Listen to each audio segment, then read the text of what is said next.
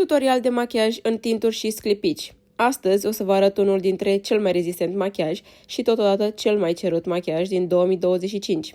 Pentru bază am folosit două tinturi, unul maro în nuanța pielii, iar pentru colțul exterior crem. Apoi am început să le blenduiesc între ele ca să aibă o trecere uniformă, peste care am venit cu farduri uscate în aceleași culori.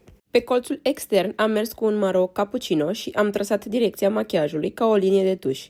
Apoi l-am blenduit cu o pensulă de detalii de la Leonardo din păr de samur. Am uscat cu un fard în aceeași nuanță, însă de data asta m-am folosit de o pensulă de tip creion de la Leonardo, cea de detalii.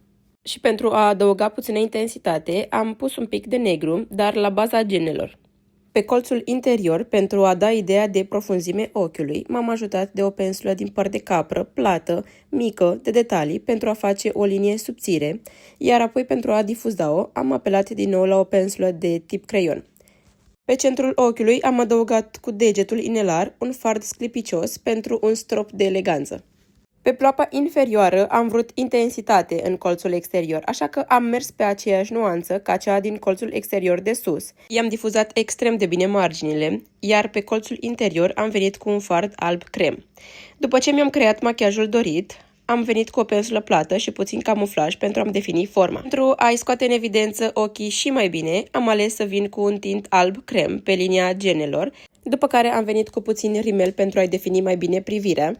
Genele pe care le-am folosit sunt de tip smoke, sunt cele de la Kailin. Dacă îți plac tutorialele și machiajele realizate de mine, dă-mi un like și un follow pentru a vedea mai multe clipuri de genul acesta.